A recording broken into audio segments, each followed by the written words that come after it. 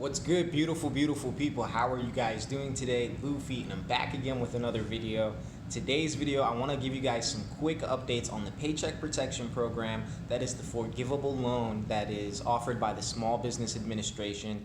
Just yesterday, the SBA, in conjunction with the Treasury, updated their Paycheck Protection Program frequently asked questions.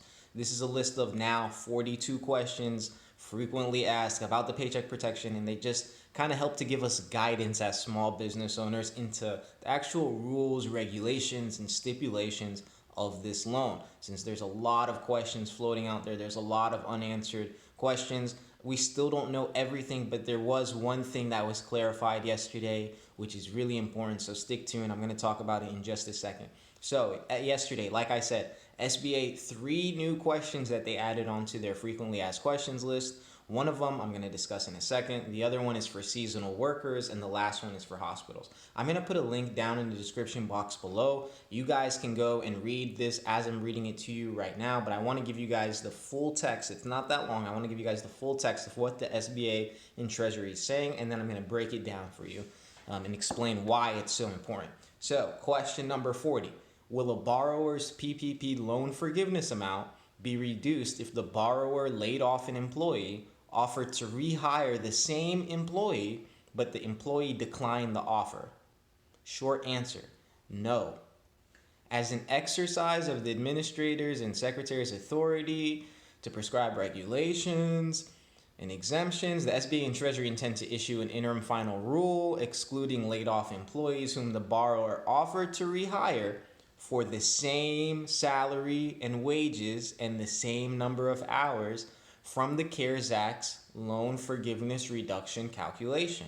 The interim final rule will specify that to qualify for this exception, the borrower must have made a good faith written offer of rehire, and the employee's rejection of that offer must be documented by the borrower.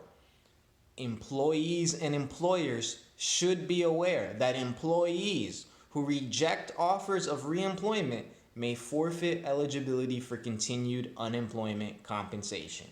Wow, I just said a lot of words there.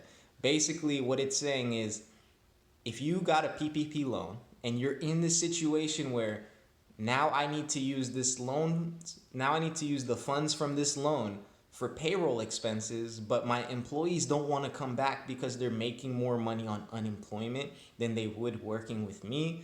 The SBA and Treasury are saying, hey, as the small business owner, don't worry about it. Get all this in writing that they're refusing to come back to work, and we'll reduce that employee from your calculation for forgiveness. This is great for a large number of employers that were employing employees that were making less money than they would on unemployment. That was a doozy of a sentence. This is not the best news for employees. Look at specifically the last sentence again. I'm going to read it again. Employees and employers should be aware that employees who reject offers of reemployment may forfeit eligibility for continued unemployment compensation. This means if you're an employee and your job comes back to you and says, hey, we got a PPP loan, we want to bring you back on, and you say, nah, I'm good on my unemployment, there's coronavirus happening, I don't feel safe coming back to work, you could lose your unemployment benefits.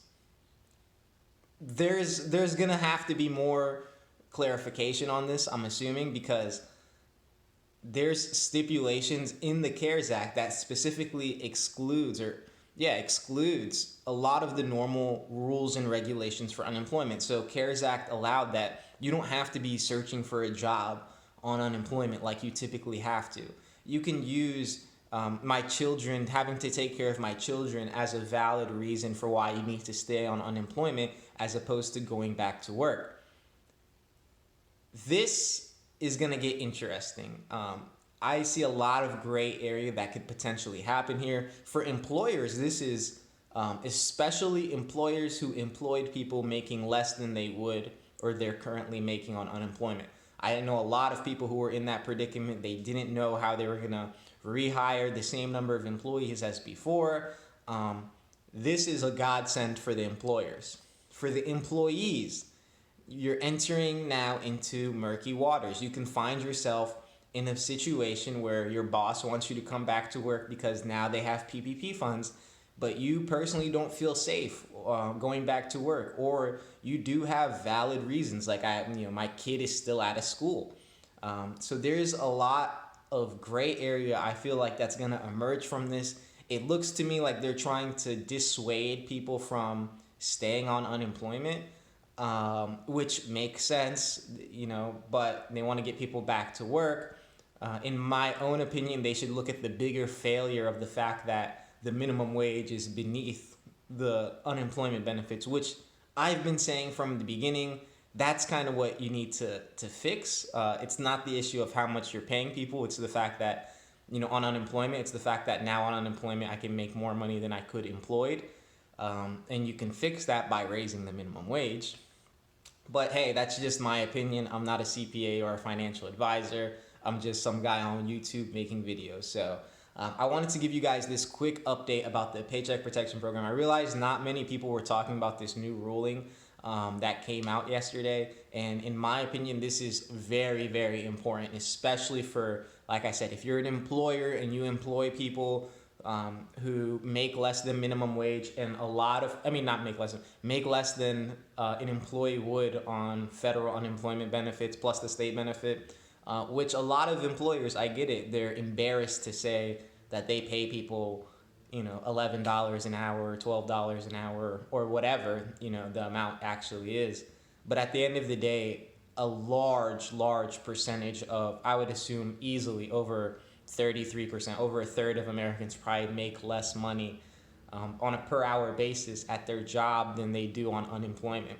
So this is big for all of the employers out there, and employees too. This is why you need to stay on top of all the new rulings that are coming out, because you don't want to find yourself in a position where Department of Labor is coming after you for fraud.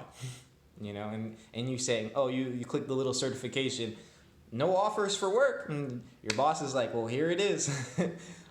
So yeah, I just made this video real quick. If you guys liked it, please like the video, comment down below, subscribe to my channel. I really appreciate you guys. One love. I'm out.